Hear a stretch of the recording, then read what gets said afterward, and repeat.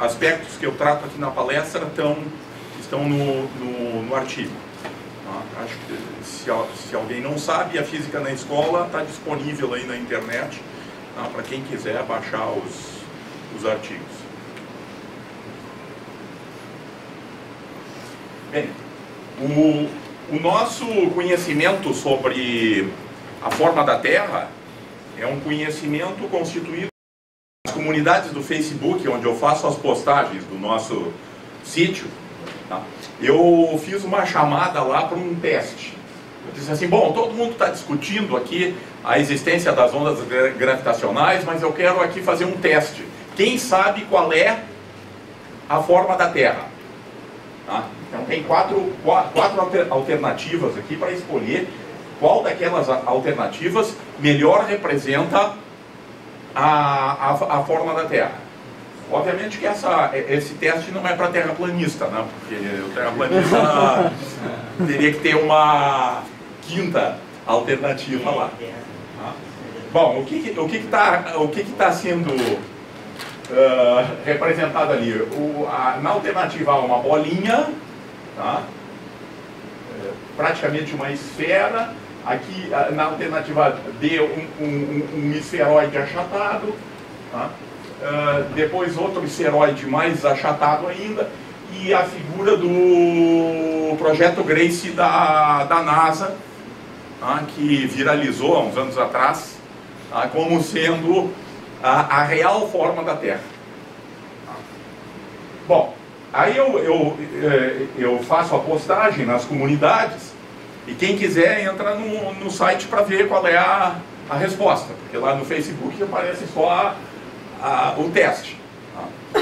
E o que acontece normalmente é assim, eu posto alguma coisa em 30 ou 40 comunidades, em algumas horas tem centenas de acessos. Tá?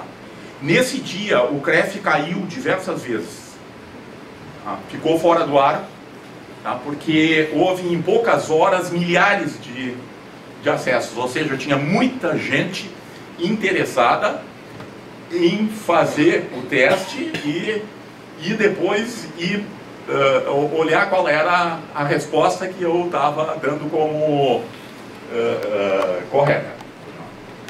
E no outro dia, inclusive, pessoas me mandaram mensagens dizendo, pô, professor, a gente tentou entrar e não conseguiu, tá?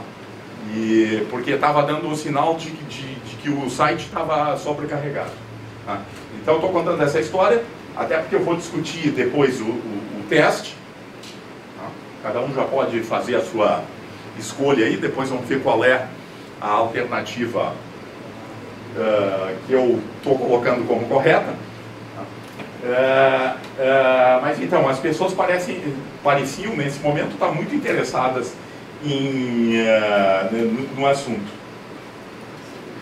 Bom, a concepção de Terra esférica remonta aos antigos gregos. A gente já encontra em Pitágoras, depois em Aristóteles, e Aristóteles inclusive nos apresenta alguns argumentos empíricos sobre a esfericidade da Terra.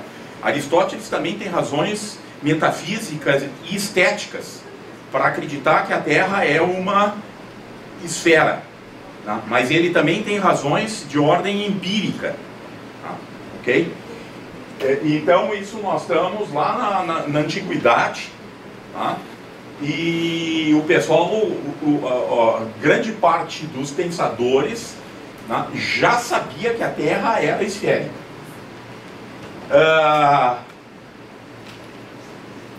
No século 2, 3 a.C., a gente tem a primeira determinação do raio da Terra, tá, por Eratóstenes, tá, que é o bibliotecário de Alexandria, tá, que faz uma medida de diferença de latitude entre Alexandria e Siena, tá, usando as sombras da luz solar nessa determinação, e com isso ele consegue avaliar a circunferência da Terra em cerca de 250 mil estádios.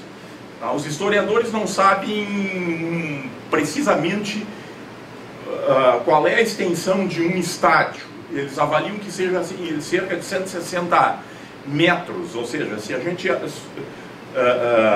admitir que é 160 metros, a gente chega nas unidades atuais, como resultado para Eratosthenes, tá, de 40 mil quilômetros. Bom, vejam o seguinte, imagine se o Eratosthenes tivesse o Google Earth, tá? Ele não precisava ter todo o trabalho que ele teve, porque qual foi o trabalho que o Eratosthenes teve? Ele sabia que aqui na cidade de Siena, tá? Na cidade de Siena, quando o sol ilumina o fundo do poço, em Siena, uma estaca cravada em Alexandria projeta uma sombra. Tá? Ou seja, o sol está a pino em Siena e em Alexandria a estaca projeta uma sombra, tá? E medindo o tamanho dessa sombra, ele pode avaliar qual é a distância angular entre Siena e Alexandria. Vejam, ele imagina que Siena esteja exatamente ao sul de Alexandria. Hoje a gente pode ver que não é exatamente ao sul de Alexandria, tá? Mas é quase, estão quase em cima do mesmo meridiano. Tá? Mas no raciocínio de Eratosthenes, tá? Siena está ao sul de Alexandria, tá? Então mede a sombra. Na verdade ele só precisa fazer uma medida, porque era bem sabido que naquele dia, ele não precisa ir a Siena, naquele dia em Siena, tá? Era bem sabido o poço de Siena, que é um poço profundo, tá? De onde esse poço existe ainda hoje, tá? O sol ilumina o fundo do poço, tá? Então nesse dia ele faz a medida do tamanho da sombra e com isso ele chega numa diferença de latitude para Siena e Alexandria 7,2 graus, aproximadamente 1/50 da circunferência da Terra. Tá? Quer dizer, a distância angular entre Siena e Alexandria é 1/50 da circunferência da Terra. Então o que está faltando? Já que a distância entre Siena e Alexandria é 1/50 da circunferência da Terra, basta pegar essa distância e multiplicar por 50 e se tem a circunferência da Terra. Bom, ele não precisou fazer essa medida, porque o Alexandre o Grande tinha mandado medir todo o seu império, e a distância entre Siena e Alexandria tinha sido avaliada, tá, em 5.000 estádios, tá, que daria nas nossas unidades de medida 800 quilômetros. Multiplica os 5.000 por 50 e tem a circunferência da Terra. Tá? Isso nós estamos no século 3 antes de Cristo. É menos conhecido, tá, a determinação de Posidônio da circunferência da Terra, depois de Eratosthenes. Tá? E Posidônio usa uma estrela, a estrela Canopus, tá, que é avistada perto do horizonte, na ilha onde Posidônio vive, na ilha de Rhodes, tá? E em Alexandria, no mesmo momento, a estrela Canopus é vista mais elevada no céu. Então, medindo a diferença de elevação da estrela Canopus na ilha de Rhodes e em Alexandria, tá, se tem de novo uma estimativa da diferença de posição angular desses dois lugares na superfície da Terra. Tá? E ele chega num resultado, tá, que se a gente converter para as unidades atuais, tá, é cerca de 35.000 quilômetros. É um resultado parecido com o do Eratosthenes, tá? E usa um método completamente diferente do Eratosthenes, né? No sentido de que o Eratosthenes usa o Sol como referência para fazer a sua medida, e agora o Posidônio está usando a estrela Canopus. Diga-se de passagem que a estrela Canopus não é vista um pouquinho mais ao norte. Na Península Grega já não se avista a estrela Canopus, em nenhum momento. Na ilha de Rhodes ela é vista, quando ela está muito elevada sobre o horizonte, ela é vista um pouquinho só sobre o horizonte. E nesse mesmo momento, em Alexandria, ela é vista mais elevada. Então temos duas medidas da circunferência da Terra, no mínimo duas medidas da circunferência da Terra na Antiguidade.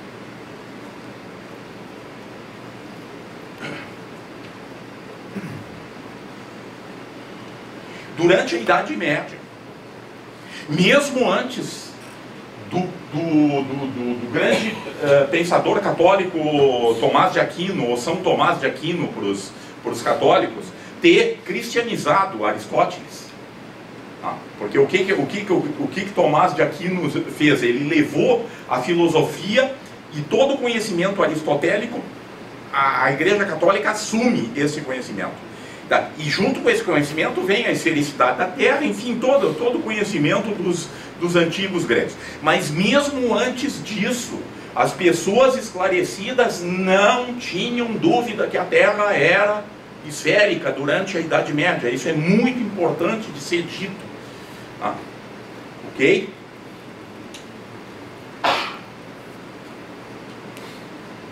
O grande geocentrista Ptolomeu, que levou a astronomia geocentrista a um sofisticado grau de precisão, era geocentrista de terra redonda. Ok? Porque os terraplanistas hoje são geocentristas também. E frequentemente falam do Ptolomeu. Só que quando eles falam do Ptolomeu, eles esquecem propositalmente o fato de que Ptolomeu é um geocentrista, mas é um geocentrista de terra esférica. Aqui vocês veem uma estátua e uma representação do Carlos Magno e do seu filho, que o sucedeu. E nessas representações, olha, então nós estamos lá em 800 depois de Cristo. O símbolo do poder desses imperadores é, numa das mãos, o globo terrestre. O que vocês veem numa das mãos dos dois é o globo terrestre, encimado já pela cruz. Porque aí esse pessoal é cristão. Ok? Mas isso para caracterizar bem que ninguém que fosse esclarecido. É claro que as pessoas esclarecidas, estudadas nessa época, eram uma fatia muito pequena da população. Mas essas pessoas não tinham dúvida sobre a esfericidade da Terra.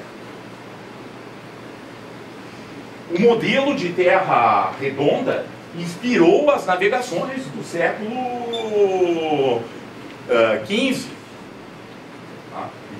que culminaram com o descobrimento da América e com o descobrimento do Brasil. O que está por trás dessas navegações? A tentativa de chegar nas Índias por um outro caminho, porque a Terra é esférica. Se a Terra é esférica, então deve ter um outro caminho possível para chegar nas Índias. E em vez de descer até o sul da África e depois subir para chegar nas Índias, vai se sair na direção do que eles não sabiam o que tinha no caminho. Acabam encontrando a América no caminho. Mas é isso que está inspirando as navegações do século XV, o modelo de terra esférica. A primeira circunnavegação, que iniciou em 1519 com Fernão de Magalhães, e terminou em 1522, só que o Fernão de Magalhães não chegou de volta, porque ele morreu durante num confronto nas Filipinas, com os filipinos. Ele acaba morrendo, mas a sua expedição acaba voltando depois de 3 anos. Aqui vocês podem ver o trajeto que Fernão de Magalhães percorreu, né? Ele saiu da Europa, desceu até o sul, né? Passou pelo Brasil, enfim, andou costeando aqui a América do Sul, né? E depois retorna para Portugal, né? Passando aí pela Ásia. Isso levou 3 anos. Essa é a primeira vez que se circunnavega o globo. Bom, vou mostrar para vocês uma figura que é linda, essa figura. Essa é uma figura artística e científica de um cosmólogo português chamado Bartolomeu Velho. Ela existe na internet com alto grau de resolução. Essa figura é de 1561.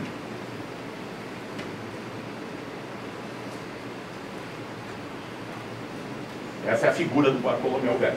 Essa é uma figura comprometida com o geocentrismo. A Terra está no centro do universo. É claro que a figura não está em escala, mas o universo, como era pensado naquele momento, era um universo fechado. Mesmo para Copérnico, que vai tirar a Terra do centro e vai botar o Sol no centro, o universo ainda é fechado. O universo é fechado na última esfera, que é a esfera das estrelas. Só que essa figura aqui é um casamento, porque essas ideias cosmológicas remontam lá aos antigos gregos. E agora nós estamos em 1560. Mas aqui a gente já tem o casamento dessas concepções dos antigos gregos sobre a esfericidade da Terra, sobre o tamanho do universo, sobre os corpos que estão orbitando, porque vejam que tem uma série de informações aqui, tem informações quantitativas, gente. Então as distâncias aqui todas. A que distância a Lua está da Terra, a que distância o Sol está da Terra, a que distância os planetas estão da Terra e qual é a distância até a esfera das estrelas fixas. E além da esfera das estrelas fixas, nós vamos ter o habitáculo de Deus e dos homens eleitos, que estão lá por fora. Vejam lá no lado esquerdo da figura o Cristo crucificado, aqui no lado direito Deus Pai, os anjinhos representando os que conseguiram chegar no céu. E depois vou mostrar para vocês como era fácil ir para o céu naquela época. Porque o céu, hoje ninguém mais sabe onde está o céu. Mas depois vou mostrar para vocês que o céu estava bem pertinho de nós nessa época. Eu acho que ele faz a compatibilidade entre a doutrina aristotélica e o dogma da Igreja Católica. Sim.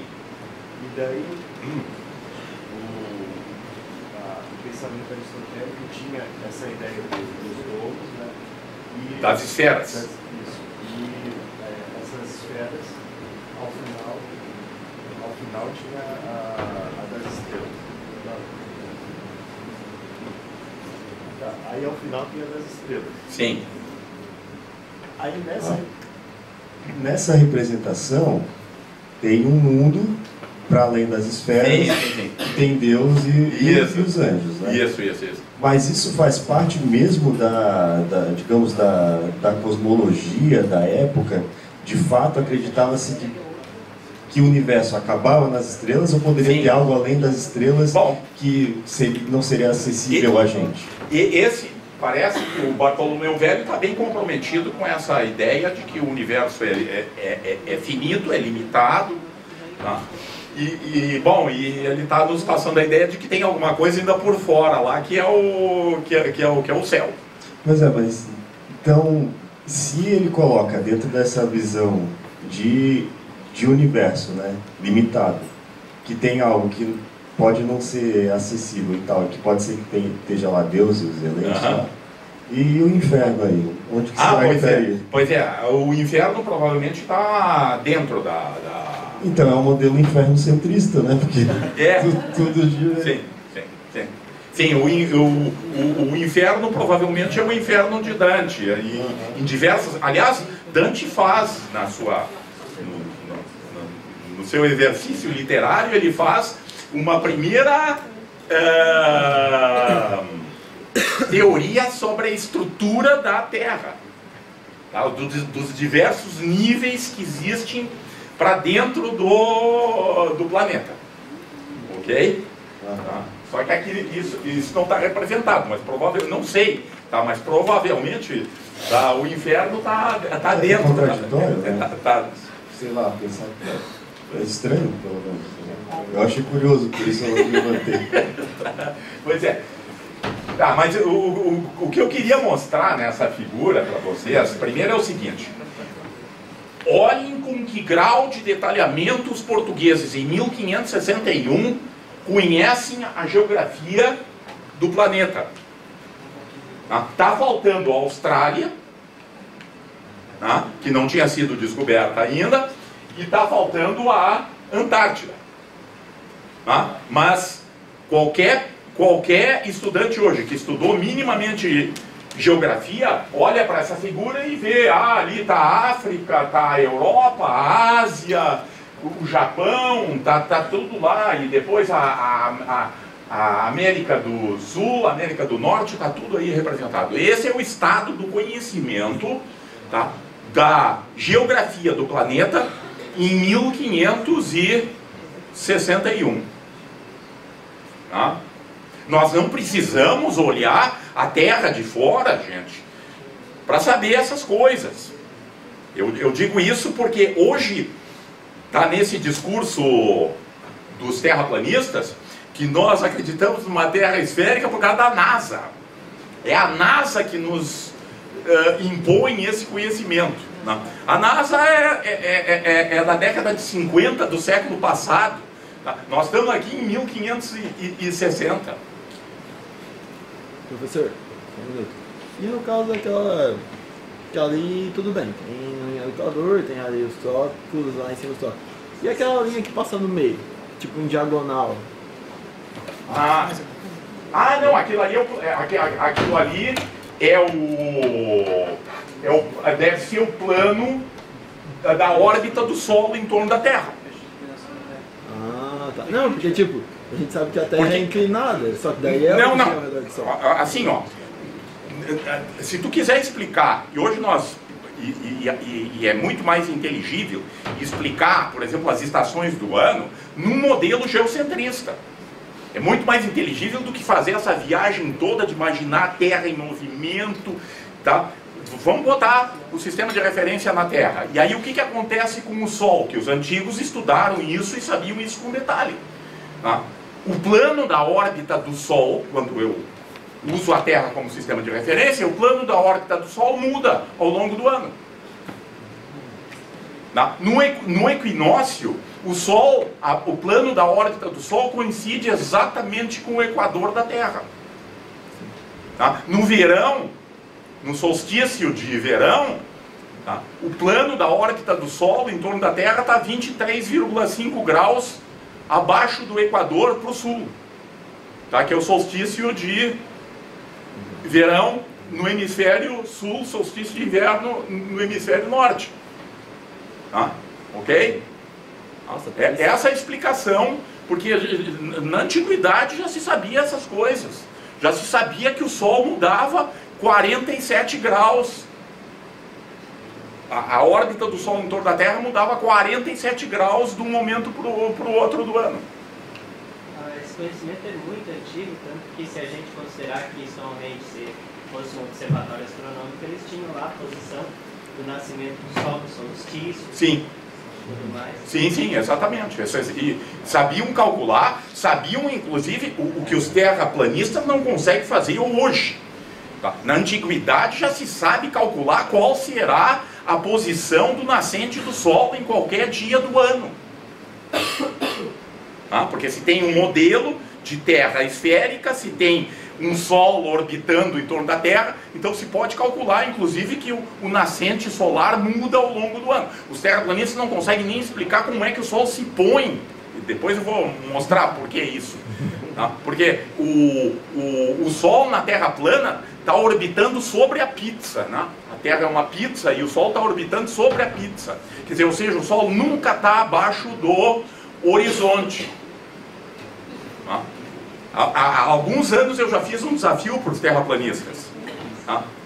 De me mostrar no modelo de Terra plana qual é o azimute do nascente do Sol. Bom, ele já tem dificuldade de entender isso, qual é o azimute do nascente do Sol. A maioria dos terraplanistas não entende. Eu até tenho que explicar um pouco. Olha, a posição do nascente muda, qualquer pessoa pode ver que ao longo do ano o Sol nasce em posições diferentes, tá? Agora, como é que a gente prevê o lugar onde o Sol nasce?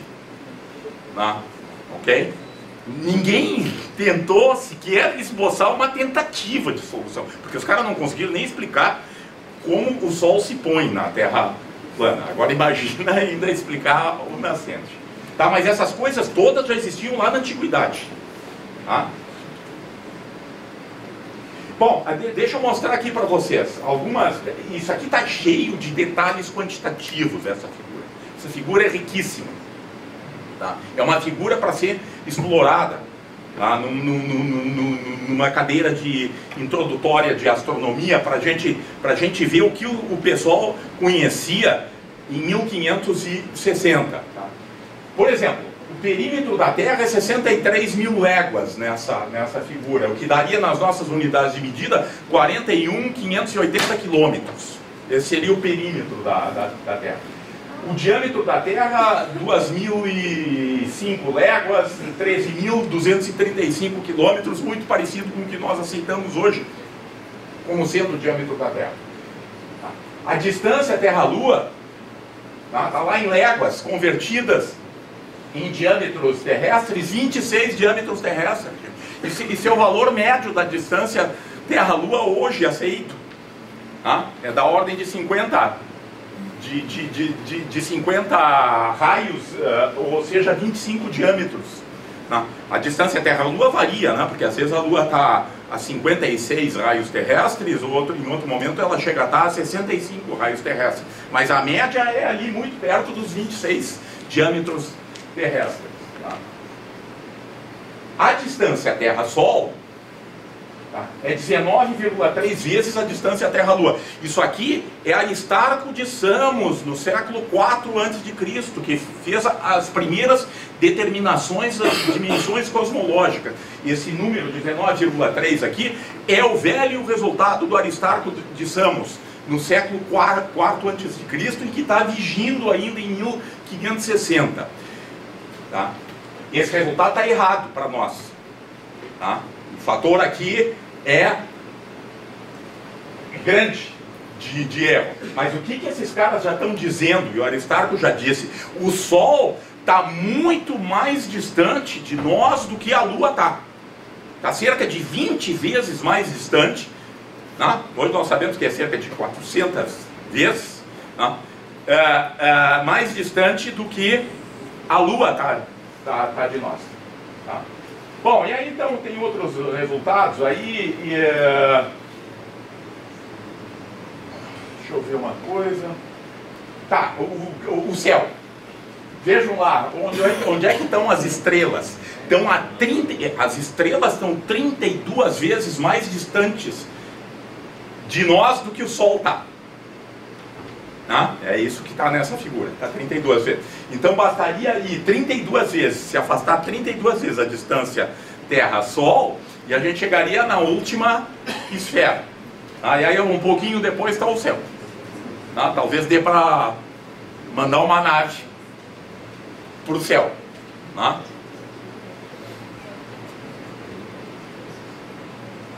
A forma da Terra no século 17 e 18. Século 17 e 18, tá?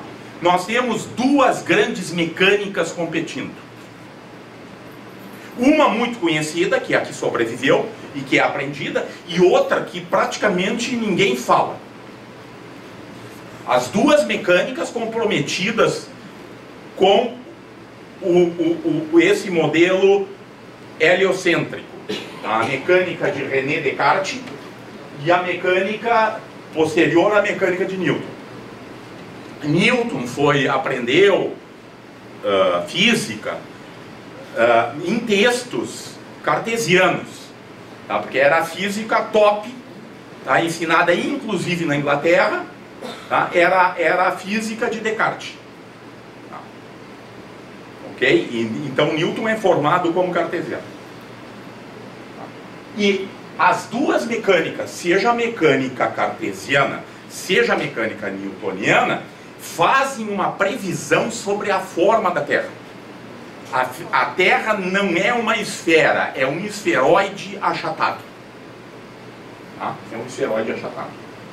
Só que a mecânica cartesiana prevê que o achatamento seja no diâmetro equatorial.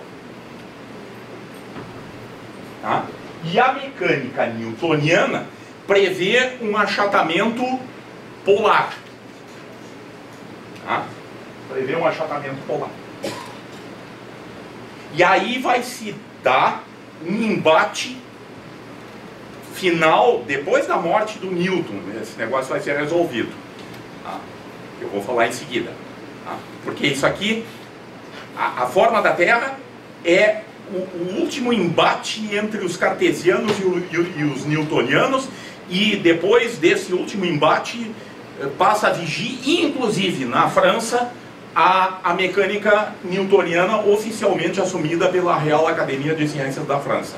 Eu vou falar em seguida sobre isso. Mas então tem duas previsões, tá, sobre a forma da Terra. A Terra é achatada, mas ela é achatada como? Como um melão ou como uma maçã. Tá?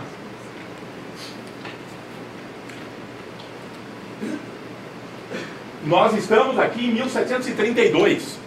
Tá? Isso é depois da morte de Newton.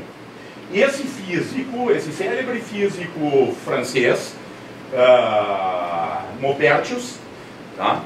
É um newtoniano, que já está lá dentro, já tem muitos físicos newtonianos na Real Academia de Ciências da França, mas a Real Academia de Ciências da França é oficialmente cartesiana.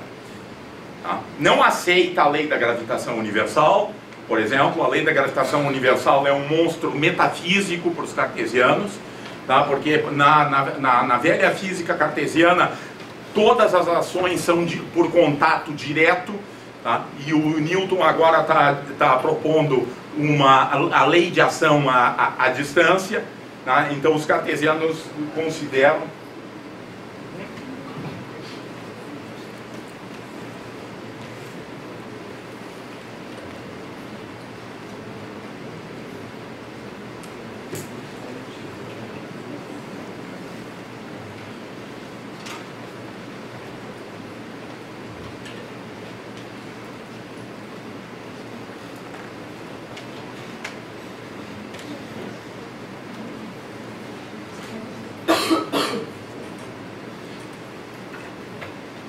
tá, mas então esse físico francês, Maupertuis, em 1732, publicou um livro que se chama O Discurso sobre as diversas figuras dos astros.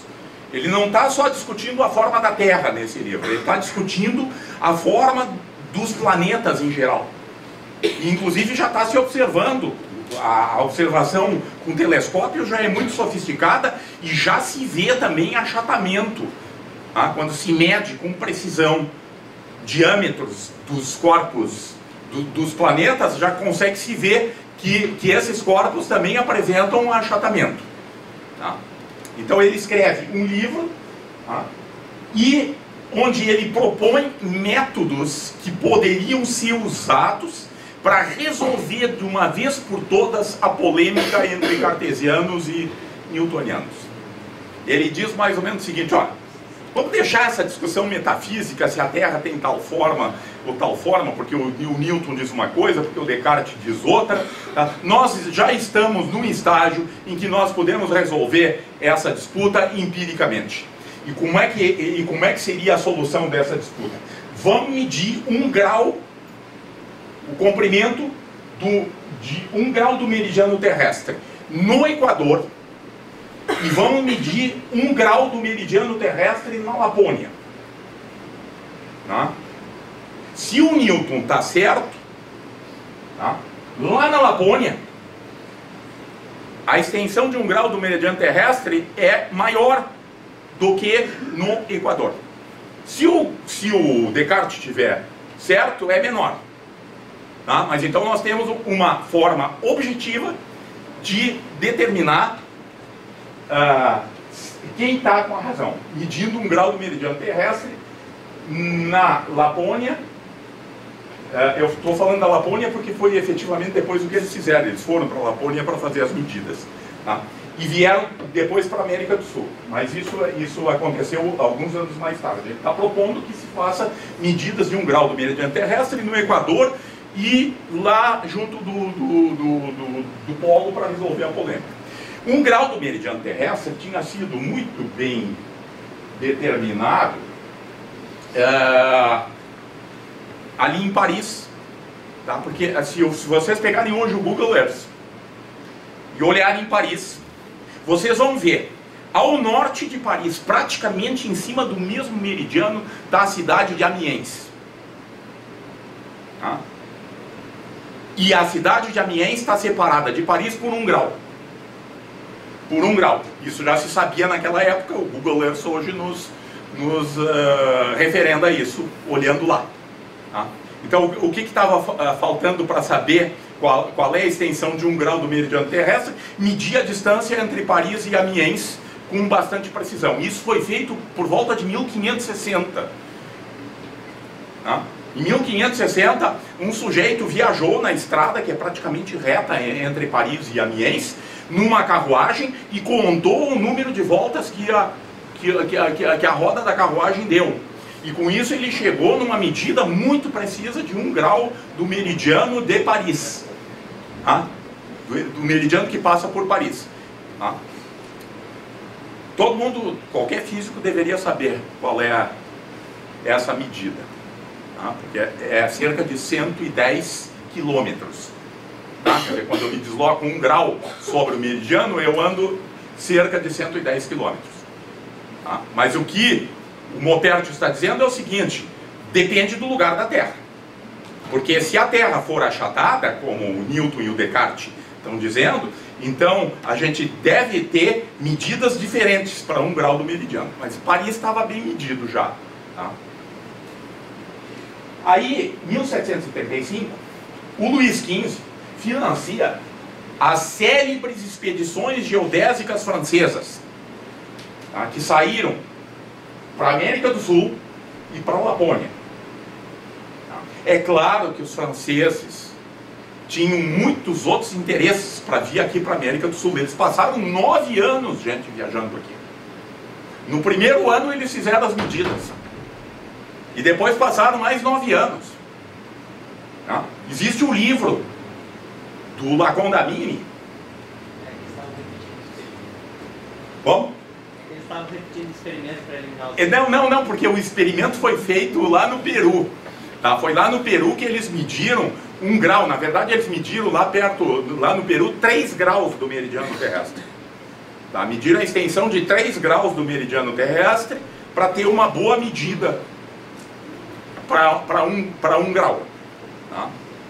Aí esgotaram isso lá, fizeram outras medidas geodésicas e outras medidas físicas, porque a mecânica newtoniana previa que o pêndulo de segundo em Paris não seja mais o pêndulo de segundo no Peru. E o pêndulo de segundo em Paris não vale como o pêndulo de segundo na Lapônia. Então os caras levaram um pêndulo que batia 1 segundo exatamente em Paris e fizeram medidas aqui na América do Sul e lá na Lapônia. E todas essas medidas no final corroboraram a mecânica newtoniana, porque tudo isso o Newton previa na sua teoria. Previa inclusive qual seria a diferença do pêndulo de segundo, né, em Paris, na Lapônia e aqui no Equador. fazendo essa medida no Peru, não tinha perigo de ter influência da Cordilheira dos Andes, por exemplo? Bom, esse problema é um problema complicadíssimo do ponto de vista experimental. Tá? O que o Maupertuis oferece no seu livro de 1772 são métodos astronômicos, primeiro para medir que eu realmente andei 1 grau no meridiano terrestre. Tá? Como é que a gente faz isso com precisão? Tomando estrelas como referência. Tá? E aí depois vem toda a questão de agrimensura. Tá? Ok? Então realmente isso aí não é trivial de ser feito, mas foi feito. Tá? Existem detalhes, inclusive, de todo o trajeto que eles fizeram aí no Peru para fazer essas medidas. Tá? Bom, mas vejam só, em 1736 saíram as 2 expedições. A expedição que foi para a Lapônia voltou em seguida. Até porque lá na Lapônia não tem muita coisa para ver, né? Tá? E aquilo lá já estava bem conhecido. Só foram lá para fazer a medida. Quem comandou a expedição para a Lapônia foi o Maupertuis. Eles foram atacados por lobos lá. Tá? Diz que o Maupertuis perdeu uma perna lá no ataque. Então é uma física heróica. Tá? Ok? E o Maupertuis é o que volta primeiro com os resultados.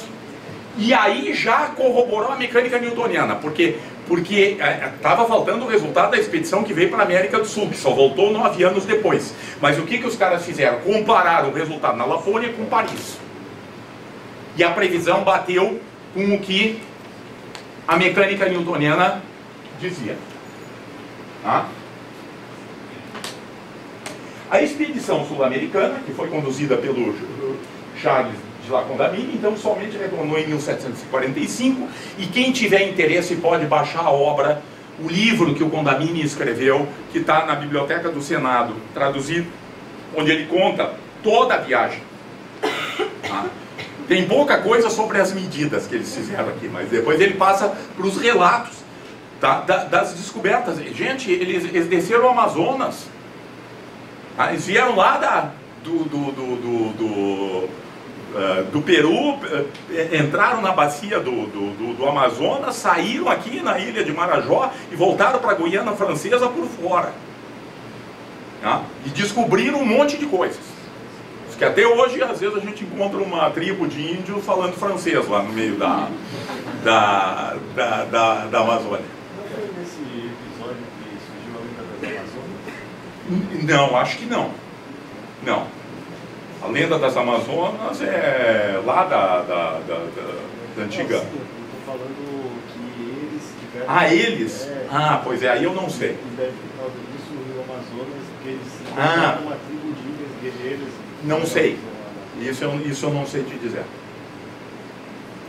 Tá, mas quem tiver interesse pode ler o livro do Charles Condamine e baixa gratuitamente na biblioteca do Senado. Aliás, o nosso Senado às vezes até faz coisas interessantes. Agora vejam qual foi o resultado, gente, das medidas geodésicas francesas. O raio polar, tá, é 33 quilômetros inferior ao raio equatorial. Tá, esse é o resultado final dessas expedições. Tá, corroborando a mecânica newtoniana. Newton tinha previsto 26 quilômetros. Tá, lá nos Princípia, tá, a previsão teórica dele, ele calcula qual é a diferença entre os dois raios. Tem uma postagem do Krefeld tratando só desse cálculo do Newton, quem tiver interesse. Tá? Aí, um inglês, quando viu os resultados, disse assim: olha, vocês franceses tiveram que fazer todo esse esforço, tá, para chegar no resultado que o Newton tinha chegado 50 anos antes, sem sair da sua escrivaninha. Tá? Em cima da escrivaninha dele, ele previu. E hoje, nós sabemos que a previsão do Newton é mais correta do que a medida das expedições geodésicas francesas. Porque hoje nós aceitamos que essa diferença é de apenas 21 quilômetros entre o raio polar e o raio equatorial. Bom, essa figura aqui não é uma representação da forma da Terra. Tá? Essa figura não é uma representação da forma da Terra. Aliás, quando a gente olha essa figura com mais detalhe, a gente vê que tem uma escala lá de cores, tá? E o que essa figura está representando? As pequenas anomalias no campo gravitacional da Terra. Tá? Em Galileus. Alguém aqui já ouviu falar dessa unidade de medida? Os físicos não homenagearam Galileu. Mas os geofísicos, os gravimetristas, homenagearam Galileu. Porque no contexto da gravimetria se usa como unidade de medida do campo gravitacional o Galileu. Um Galileu é 1 centímetro por segundo ao quadrado. Ou seja, a aceleração gravitacional padrão, essa que todo mundo aprende, e que só vale em Paris, de 981 centímetros por segundo ao quadrado, é 981 Galileus. Tá? Ok? E as anomalias que estão representadas nessa figura são no máximo de mais 50, menos 50 miligalileus. Ou seja, são anomalias pequeníssimas, porque o campo gravitacional da Terra é, a grosso modo, 1000 galileus. E as anomalias representam 50 miligalileus, 50 milésimos de Galileu, no máximo ou no mínimo, de acordo com essa figura. Então tinha como, mesmo com uma diferença tão pequena, que provavelmente não levava em consideração a Cordilheira dos Andes, que está aí mais em vermelho, então um pouco acima a constante de aceleração, tinha como medir isso com pêndulo? Sim, sim, eles chegaram a fazer medidas como essa. Tá? Chegaram a testar que o pêndulo perto de uma montanha, ele não está orientado como um pêndulo um pouco mais distante da montanha. Agora, como é que se faz essas coisas? Aí tem que se usar um sistema de referência que independe da gravidade. Primeiro, para saber que os dois pêndulos, porque o pêndulo nos dá a vertical local. Tá? Ok? Então tem que ter uma outra forma de determinar uma distância privilegiada, tá? Isso pode ser feito por métodos astronômicos precisos. E essas coisas já estavam sendo feitas nessa época. É claro que o grau de precisão que os caras têm nessas medidas não é a que nós temos hoje. Tá? O projeto Grace da NASA, essas medidas foram feitas com satélites. É isso que levou a essa figura linda, mas essa figura é lindíssima. Tá? Só que ela é mal interpretada, porque as pessoas acham que essa figura está representando a forma da Terra, as irregularidades do relevo terrestre. Professor, sim? Essas irregularidades se devem à distribuição de massa? De massa local. Tá? Tem...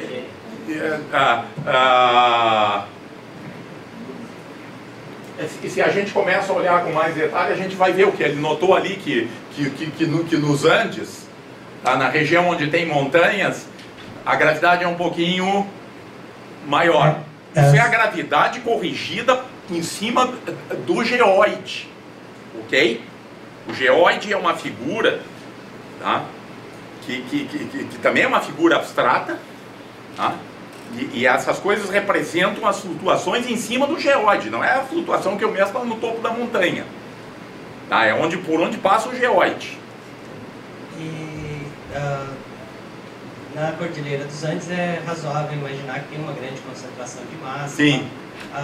E no Pacífico, ali perto da Austrália... É a Cordilheira dos Andes é a Cordilheira dos Andes fora da...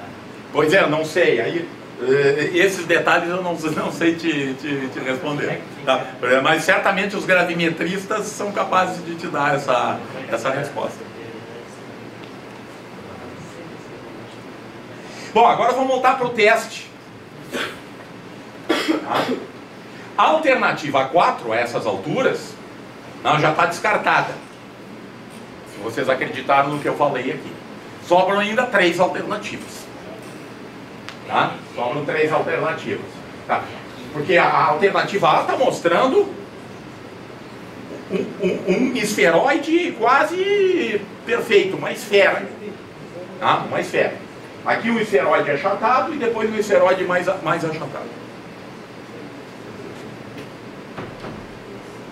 O achatamento da Terra é muito pequeno. Essa foi a previsão teórica de Newton e corroborada pelas expedições geodésicas francesas. Medidas atuais levam a diferença em 21 km do raio equatorial para o raio polar. Portanto, essa diferença é de 1 parte em 300 entre os dois raios. Quer dizer, peguem o raio equatorial, que é maior, divido em 300 partes, tirem uma partezinha fora e vocês têm o raio polar. Tente fazer isso no quadro negro. Tá? Por acaso, o relevo da Terra, pegando os extremos de relevo da Terra, que é o pico do Himalaia e o fundo da Fossa das Marianas, também dá 20 quilômetros. Tá? Também dá 20 quilômetros. Ou seja, seja o achatamento, seja o relevo, representa 1 parte em 300 na flutuação do quê? De uma coisa que é para ser uma esfera, mas que não é uma esfera. Tá? Tem irregularidades da ordem de 1 parte em 300. Gente, as bolas da FIFA, tá? Que devem ser muito aproximadamente esféricas, tá? A FIFA aceita uma tolerância de 1% nessas bolas. Se uma bola para disputar um campeonato aí da FIFA tiver uma tolerância maior do que 1%, ela é rejeitada. Tá? E quem vê uma bola dessa diz, não, isso aí é uma esfera. Tá? A Terra se aproxima mais de uma esfera do que as bolas da FIFA. Ok? Todas as representações que nós fazemos de achatamento tem que sempre ser dito, isso aqui é um exagero, porque eu não consigo representar no quadro negro o achatamento da Terra. Querem traçar uma figura no quadro negro para representar a Terra, peguem um compasso. Não sei se todo mundo ainda sabe o que é compasso. Tá? Ok? Peguem um compasso e tracem uma circunferência. A grossura do giz já cobre todas as irregularidades que tem, seja por achatamento, seja por relevo, na forma do planeta. Quando a NASA, em 1972, publicou essa figura lindíssima, tá? Que é a bolinha azul, tá? Essa figura é linda, mas do ponto de vista do conhecimento sobre a forma da Terra, ela não traz absolutamente nada de novo, porque o que essa figura está mostrando? Uma bolinha perfeita. Nessa escala aqui não dá para representar as irregularidades. Tá? E é isso mesmo. Tá? É isso mesmo.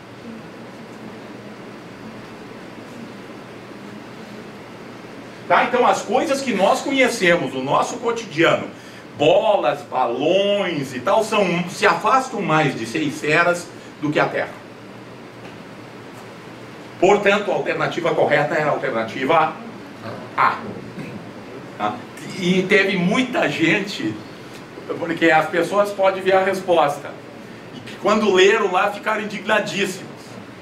Tá? Indignados, mas como a Terra é achatada? Isso que estava explicado na postagem, por que a alternativa A era correta.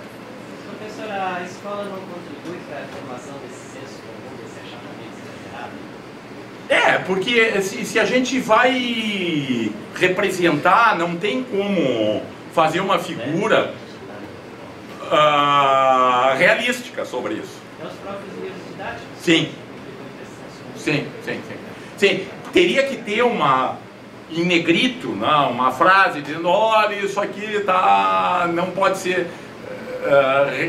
interpretado literalmente, isso aqui é uma figura artística para representar o pequeníssimo achatamento que a Terra possui.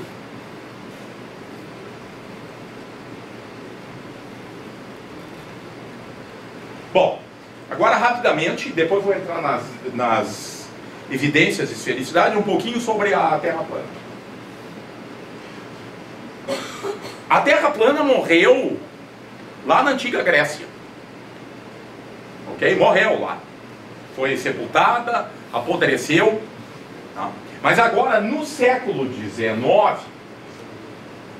um aloprado chamado Samuel Rowbotham, tá? Samuel Rowbotham, ressuscita a Terra esférica. A Terra plana. A Terra plana. Tá? Essa figura aqui não é do Rowbotham, essa é uma figura linda sobre a forma da Terra plana, tá? Do Ferguson, que é um pouco depois do Rowbotham. Tá? E essa concepção de Terra plana, é só olhar para essa figura, não precisa nem ler a legenda. Essa é uma figura que está comprometida com uma concepção religiosa. Tá? Com uma interpretação literal da Bíblia. Aliás, nesse momento histórico, 1890, a Terra é uma pizza, mas que está dentro de um quadrado. Tá? Para dar conta de uma coisa que está lá no Gênesis, que quando Adão e Eva foram expulsos do paraíso, Deus colocou um anjo em cada um dos 4 cantos da terra. Ok? Então aí estão os 4 anjos. Tá? Os terraplanistas hoje suprimiram essa parte de fora da pizza. Tá? Bom, mas o mais interessante é o seguinte, é que nessa figura aqui, se a gente começar a ler o que está escrito, e essa figura está também com alto grau de resolução na internet, na Wikipédia e em outros lugares, tá? Vocês vão ler coisas do tipo assim, ó, ali na parte de baixo, tá? As escrituras condenam a teoria do globo. É por isso que a Terra é plana. Porque está escrito na Bíblia que a Terra é plana. Na minha visão, aparenta ser um pouco mais alta no meio. É dessa figura aqui. Então é um plano côncavo e convexo. Essa é a figura do Ferguson, tá? Essa é a figura do Ferguson, tá? Os terraplanistas evoluíram, afinal esse conhecimento científico não está estagnado, ele vai se modificando. Aliás, agora nós chegamos num novo modelo para a Terra, que não é mais a Terra plana, que é a Terra convexa. É interessante que é plana, côncava, convexa, redonda e quadrada. Mas isso aqui está superado. O que não está superado, e que até hoje ainda os terraplanistas raiz, tá? Porque tem diversos tipos de terraplanistas. Os terraplanistas raiz, tá? Ainda continuam mantendo o que está representado nessa figura, tá? Que é assim, ó. Lá no meio, em cima do polo norte, está a estrela polar. Ok? Tá? Para eles está exatamente em cima, porque aí, o polo norte passa pela estrela polar. Quando nós sabemos que a estrela polar também não está exatamente no polo norte celeste. Tá? A estrela polar também descreve para um observador na Terra, ela descreve uma pequena circunferência, mas é muito pequenininha, tanto que a gente pode usar a estrela polar no hemisfério norte para fazer medidas de latitude, tá? De latitude, porque ela difere do polo norte celeste por cerca de 1 grau apenas, tá? Mas aqui ela está exatamente em cima do polo. E vocês veem também, eu acho que conseguem ver ali, que tem o Sol e a Lua orbitando em cima da pizza. Tá? Tanto o Sol quanto a Lua estão orbitando em cima da pizza e numa distância muito menor que o tamanho da pizza. Tá? Os terraplanistas ainda não convergiram e não vão convergir. E nunca convergirão sobre essa distância. Alguns avaliam em 1.200 quilômetros a distância do Sol e da Lua. Tá? E outros chegam a avaliar em cerca de 5.000 e poucos quilômetros essa distância. Aqui está um modelo mais atualizado. No caso, aquela parte mais elevada que tem no Equador seria para impedir o hemisfério sul de ver estrela polar? Na figura do Ferguson? Não sei. Não sei. Não sei. Até porque aquela figura não está mais valendo. O que está valendo é essa aqui, ó. Ô professor, então aquela piadinha lá que disse que a Lua e o Sol estão mais perto que São Paulo, é verdade? Sim, sim. É porque dá pra ver daqui? Sim. Sim, sim. Então é assim, ó. A Terra e a Lua descrevem órbitas circulares em cima da pizza. Tá? E o Sol é assim, é uma lanterna, né? Porque tem um foco, tá?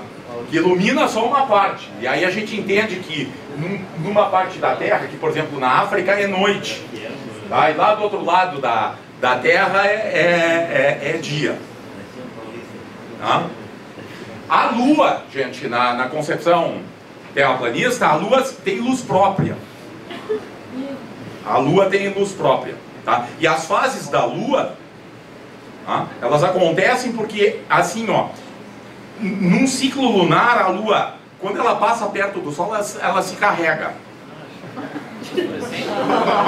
Tá? Ela se carrega. E aí depois, tá? Na Lua nova, ela apagou. Tá? Mas aí ela passa de novo perto do Sol e se carrega. Sem graça ainda, porque ele estava no dragão. Tá? E tem mais um corpo orbitando, que não está representado nessa figura, que é um corpo tenebroso, que produz os eclipses da Lua. Tá? Porque o eclipse do Sol, eles até aceitam que é a Lua passando na frente do Sol, mas o eclipse da Lua não tem como explicar nesse modelo sem imaginar um terceiro corpo, tá? Que de vez em quando passa na frente da Lua e é o único momento que a gente sabe que esse corpo existe, tá? É um corpo que encobre a Lua, tá? De vez em quando, tá? Vejam, gente, que essa loucura, tá? Esse delírio, ele tem um certo grau de articulação, tá? E pessoas menos instruídas acabam aceitando esse tipo de argumento, tá? Eu conheço bastante sobre a Terra plana, e até eu tenho dito para os terraplanistas, e eles ficam quentes da cara comigo por causa disso, porque eu nunca conheci um terraplanista pessoalmente, mas eu entro em confronto com eles nas postagens do YouTube. E eu tenho dito para eles, e tenho reiterado, inclusive, muitas vezes sobre isso, que eu sou a maior autoridade, segundo o Google, em terra plana. Tá? E desafio eles a fazer o teste. Coloquem no Google Lang terra plana, tá? E vejam o que aparece. Depois escolham o nome do cara que vocês quiserem. Eu digo para eles. Escolham o nome do terraplanista que vocês quiserem e substituam lá o meu ilustre nome pelo nome desse cara. E façam a pesquisa no Google para ver o que aparece. Tá? Então eu tenho estudado, até porque como eu me confronto com ele, eu tenho que conhecer. Eu li o livro do Samuel Robota. Tá? Essa história da Lua, a luz da Lua tem qualidades diferentes da luz solar. Tá? A luz da Lua esfria as coisas. Tanto que se a gente deixar, principalmente no inverno, deixar no luar um copo com água, ainda mais aqui na Serra, congela com a luz da Lua. Porque a luz da lua resfria. Além disso, a luz da lua tem propriedades deletérias, nocivas para a nossa saúde. Tá? Ou seja, quando saírem à noite, tá, se cubram, tá, para não pegar diretamente a luz da lua, porque pode ter alguns efeitos. Tá? Ok, talvez eles não aceitam isso, né? Mas os lobisomens talvez sejam um desses efeitos deletérios da luz da lua. Bom, então, os terraplanistas são obtusos religiosos fundamentalistas, que não aprenderam a lição ensinada por Galileu, compreendida por muitos cristãos.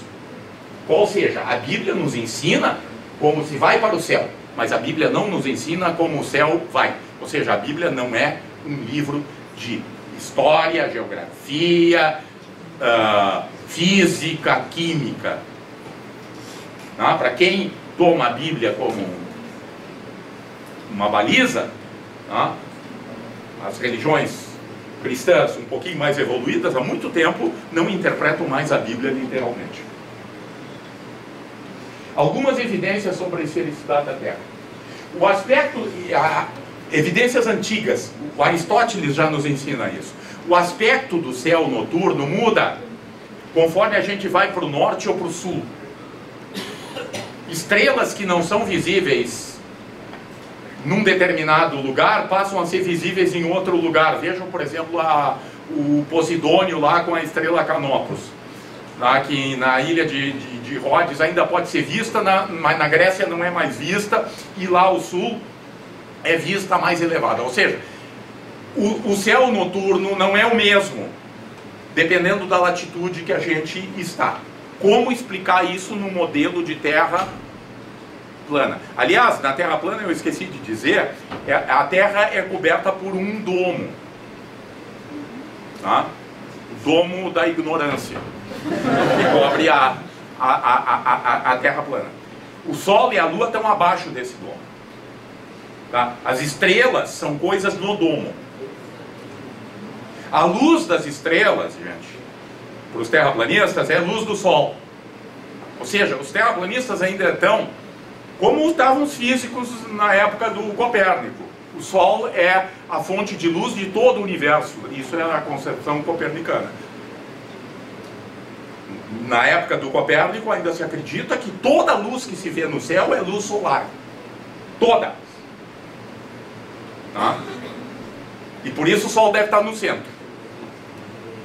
E por isso que Copérnico coloca o Sol no centro. Porque só tem uma luminária no universo. E se eu tiver que botar uma única lâmpada aqui dentro da sala para iluminar da melhor forma possível a sala, onde eu vou botar essa lâmpada? Aqui no canto da sala? Não, vou colocar no centro. Tá? Essa é a raiz do heliocentrismo. Tá? Mas os terraplanistas ainda estão acreditando que a luz das estrelas é luz solar. O Cruzeiro do Sul, bom, por exemplo, a estrela polar é vista no hemisfério norte. Nós aqui não enxergamos a estrela polar. Tá? Ok? Tá. O Cruzeiro do Sul, que é visto em todo o hemisfério sul, ele também pode ser visto em latitudes não muito grandes no hemisfério norte. Tá? Mas lá mais para o norte não se enxerga o Cruzeiro do Sul. Isso só para exemplificar algumas coisas que mudam no panorama dos céus, tá? De acordo com a latitude. Bom, agora sim, ó. Se a Terra é esférica, então aí nós temos dois sujeitos que vivem em pontos diametralmente opostos da Terra. São os antípodas. São os antípodas. E eles estão em posições invertidas, ok? Eles estão em posições invertidas. Aí eu batizei um antípoda aqui de João, tá? E o outro antípoda lá de Tanaka.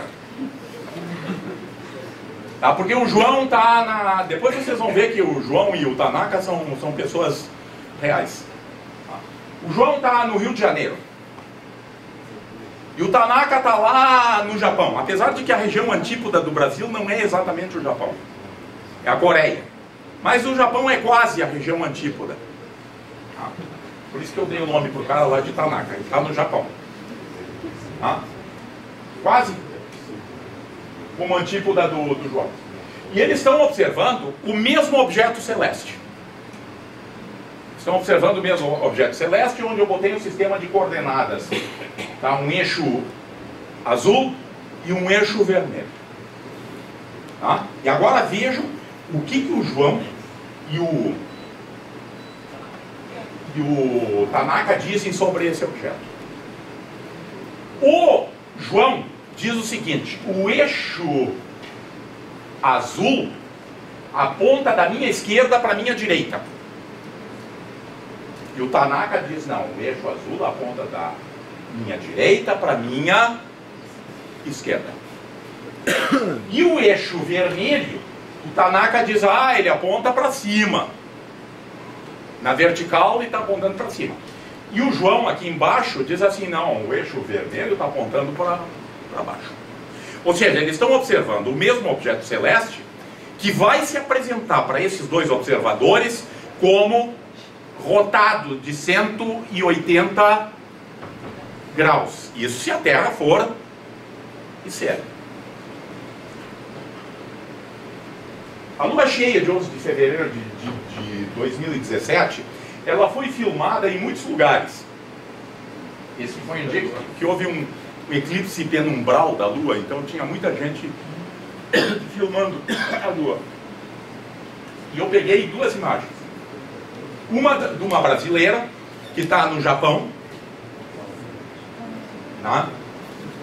Que seria a Tanaka, e outra de baixo, que é de um sujeito aqui no Arpoador, no Rio de Janeiro, que filmou a mesma lua cheia. Não é no mesmo momento, mas é a mesma lua cheia. Ou seja, é praticamente no mesmo momento as duas filmagens. E aí eu comecei a marcar algumas estruturas que aparecem na superfície da Lua. Tá?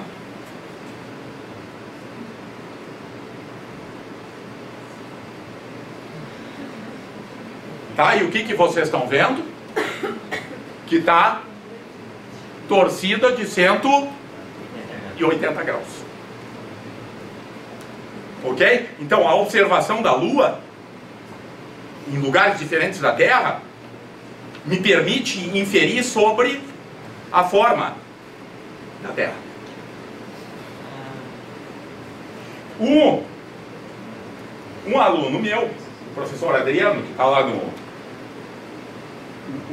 Instituto Federal em Pelotas, ele um dia me mandou uma foto que ele fez em Torres, aqui no Rio Grande do Sul, tá? Uma lua crescente, e no mesmo dia um amigo dele em Roma fotografou a mesma lua crescente. Claro que não é no mesmo momento, mas é exatamente algumas horas de diferença separam essas duas fotografias. E o que se vê aqui? Tá? Que essas duas crescentes diferem por uma rotação. Professor, uma pergunta que está no primeiro ano da licenciatura, né? Sim. A lua cheia o nascer da lua cheia no Japão difere da hora que nasce a lua cheia no Brasil, né? Sim, mas assim, ó, ela no Japão, em regiões antípodas, tá? Nós podemos observar a lua cheia praticamente no mesmo momento, simultaneamente. Só que o mesmo momento, em fuso horário, difere por 12 horas. Tá? Ou seja, um observador no Rio de Janeiro é capaz de observar a lua cheia nascendo, e um observador no Japão, nesse mesmo momento, vê a mesma lua ao amanhecer. Ok? Um no final do dia e o outro no início da manhã. É o único é a única fase da Lua que pode ser observada praticamente simultaneamente pelos antípodas. Ok?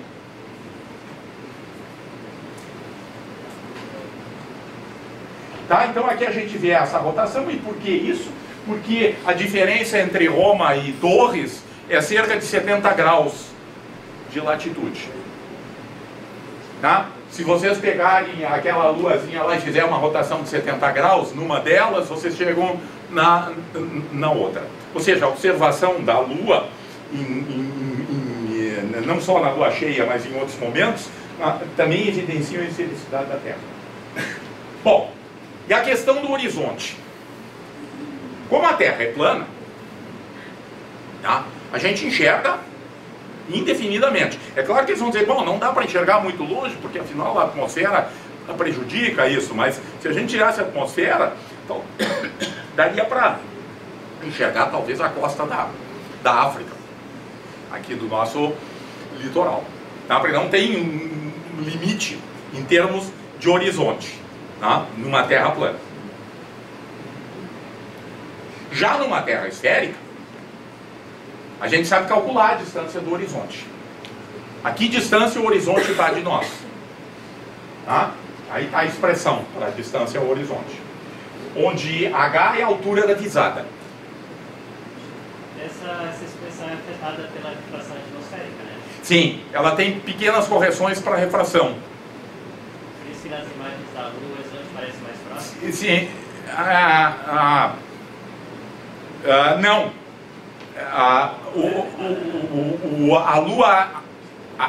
A Lua ainda está abaixo do horizonte e nós já vemos ela sobre o horizonte. Não, nas imagens da NASA, aquelas que o pessoal fala que são falsas e tal, quando eles batem uma foto lá na Lua, o horizonte lunar do fotógrafo está lá na Lua das missões, parece mais próximo do Depende, aí para mim saber qual é a distância ao horizonte, eu tenho que saber qual é a altura da visada. É claro que eu estou imaginando aqui uma coisa regular, tá? E essa expressão vale muito bem na beira do mar, ok? Porque aí não tem relevo, tá? Então aí vê o que essa expressão diz. Que o horizonte se afasta de nós conforme a gente se eleva, isso no modelo de Terra esférica. Tá? Se vocês botarem os números aí para dentro, ó, se a visada do observador for de 2 metros acima do nível do mar, cheguem aqui na beira da praia e façam uma visada, tá? De uma altitude de 2 metros acima do mar, o horizonte está pertinho, está a 5 quilômetros. Mas se a gente se elevar, o horizonte recua. Por exemplo, a 20 metros, o horizonte se afasta para 16 quilômetros. Essa fotografia é muito ruim, mas eu aproveitei porque é uma fotografia interessante. É um colega meu que está em Torres, ele está veraneando num apartamento na beira do mar e ele enxerga um navio passando atrás do horizonte. Passando atrás do horizonte. Da praia não se enxerga o navio. Da praia não se enxerga, mas ele que está lá em cima, ele enxerga o navio. Ele improvisou com o seu binóculo, porque a câmera dele não tinha zoom, é uma época ainda que a gente tinha câmeras não como as atuais. Ele improvisou com um binóculo e fez essa fotografia. Tá? Depois eu editei a foto. Tá? Porque a gente sabia inclusive qual era o navio que estava passando. Esse navio tinha sofrido uma pane no Uruguai. E então, quando o Rubem viu o navio, ele sabia qual era o navio. E depois eu fui na internet e busquei a imagem do navio, editei, tá? E coloquei aqui do lado, só para a gente ter uma ideia do quanto do navio está escondido atrás do horizonte. Ok? Tá? Numa terra plana, como é que isso acontece? Não pode, né? Não pode.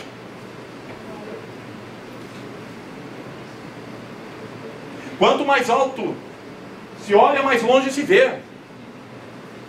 Não é para menos que os observadores nos navios antigos estavam encarapitados lá na cesta da Gávea. Ok? Porque do nível do Tombadilho se enxerga pertinho. E lá de cima se enxerga mais longe. E é importante enxergar mais longe por muitas razões. Ainda mais quando a gente está em confronto com outros navios. Tá? O célebre poema do Almeida Garré, o Nau Catrineta, eu trouxe aqui apenas uma partezinha do poema. A história é a seguinte: a Nau Catrineta está perdida. Está perdida, acabou a água, acabou a comida. Os marujos depõem o capitão e estão para matar o capitão. Tá? E o capitão exorta o gagueiro. O gagueiro é o sujeito que está lá observando. Tá? Exorta o gagueiro: sobe mais, para ver se tu enxerga as terras de Espanha e areias de Portugal. Porque se tu não enxergar, eu vou morrer. Tá? E aí o gagueiro responde para ele: não enxergo. Sobe mais. Aí finalmente o gagueiro diz: alvíceras, capitão, meu capitão general, já vejo terras de Espanha e areias de Portugal. Tá? E aí o capitão suspirou aliviado. Como explicar isso numa terra plana? Para que botar um observador lá na Gávea? Bastaria o observador estar um pouquinho acima do nível do mar, e ele está enxergando tanto quanto o observador empoleirado na Gávea. Os faróis, gente. Os faróis são uma evidência de que a Terra é esférica. Porque os faróis devem ser vistos a distâncias grandes. Numa Terra plana, basta botar o farol um pouquinho acima do nível do mar. Olhem só esse farol aqui, ó. Farol de Aveiro, em Portugal, 66 metros de altitude. Alcance 43 quilômetros. A 43 quilômetros dentro do mar se enxerga ainda o farol. Além disso, não se enxerga mais, porque aí já ficou abaixo do horizonte. Salvo pelo gagueiro que pode se enfileirar e...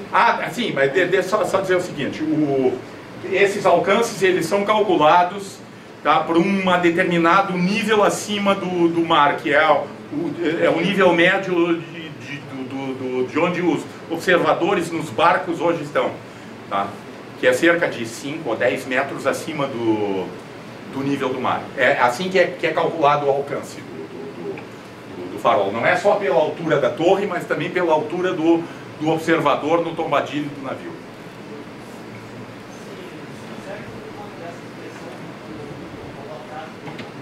Eu não entendi.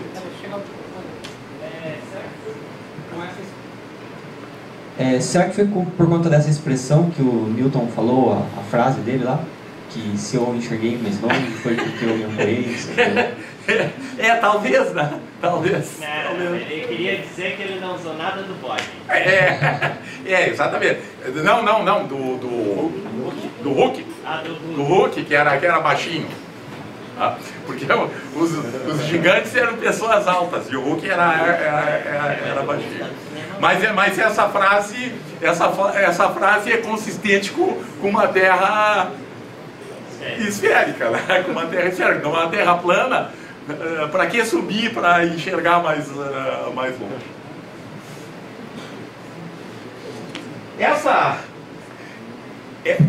Isso aqui são imagens que eu retirei de um vídeo que não tem nada a ver com a forma da Terra. O sujeito que fez o vídeo para mostrar a sua câmera, o poder da sua câmera. Mas é muito interessante porque no pé dos comentários os terraplanistas entraram lá e malharam, porque o cara sem querer produziu um argumento importante sobre a esfericidade da Terra. Porque o que esse cara mostra? Primeiro ele mostra o farol visto de perto e depois de 10 quilômetros de distância. 10 quilômetros de distância, e aí o farol, a base do farol já está atrás do horizonte. Vai aqui em Tramandaí, tá? Eu fiz uma foto do nível da praia, praticamente, o que é? 1,5 metro. Até me agachei um pouquinho, assim, quando eu achei que eu estava cerca de 1,5 metro, fiz a foto. Depois, é uma região ali em Tramandaí, onde ainda sobra uma duna. Essa duna avaliei que tem uns 5 metros de altura. Fiz a foto da mesma cena do topo da duna. E aí, o que vocês estão vendo?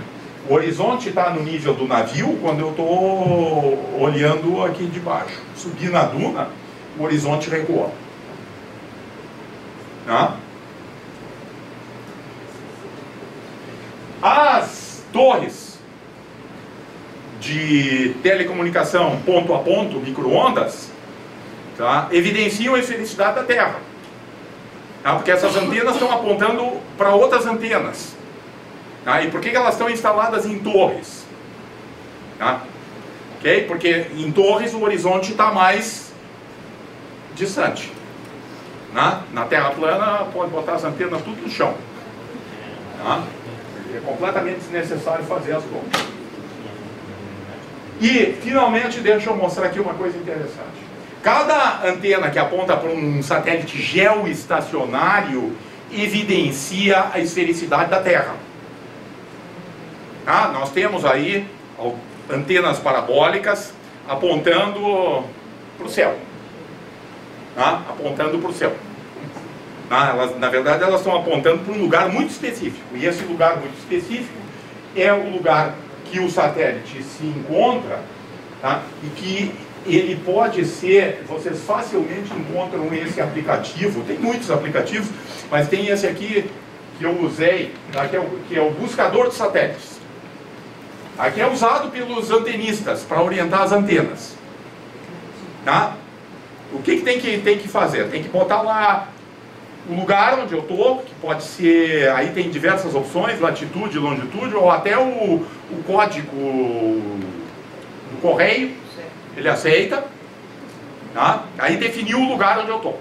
Aí o que mais eu tenho que dizer? Eu quero buscar um particular satélite. Tá? Porque a Terra está cercada por um anel de satélites geoestacionários, cada um estacionado em cima de um meridiano. Tá? E para um observador na Terra, esse satélite é estacionário. Por quê? Porque ele está numa órbita que faz uma volta em torno da Terra, enquanto a Terra também dá uma volta em torno do seu eixo, e portanto o satélite está estacionado, o que permite orientar a antena. Tá? Porque imaginem se o satélite está se mexendo, tá? A antena vai funcionar, no meio da novela acaba a novela. Não dá, tem que ser geoestacionário para chegar até o fim da novela. Eu peguei esse buscador de satélites, tá? Eu escolhi o satélite 70W Star One. Os satélites, eles são identificados pela sua longitude. Esse satélite está sobre o meridiano de 70 graus oeste. Em cima desse meridiano, eu tenho Perito Moreno, na Argentina.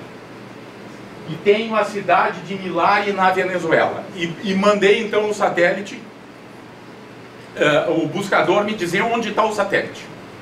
Tá? Daí o buscador disse, olha, ele está a 36,4 graus acima do horizonte em Perito Moreno, pro norte. Está na hora? Tá. E na Venezuela ele está a 76,4 graus acima do horizonte, ele está quase voltado acima para cima. Tá? Tá. E lá no meio da selva amazônica, lá não tem nada. Mas lá dá para botar também uma antena. E ela teria que estar apontando exatamente para cima. Tá? Aí eu fiz uma brincadeira aqui que é o seguinte. E se a Terra for plana? Para onde essas antenas apontam? Tá? Usei o Google para saber qual é a distância entre o Equador e Milari, Perito Moreno e o Equador, e fiz uns cálculos aí, ó. As três linhas não têm um ponto de intersecção comum. Tá? Equador, Perito Moreno, se intercepta a 3.800 quilômetros. Isso para os terraplanistas pode ser até acima da órbita do Sol. Tá? Ou até 5.260 quilômetros. Tá? Se pegar a linha do Equador com Milari. Ou seja, para onde aponta, não aponta para lugar nenhum na Terra plana.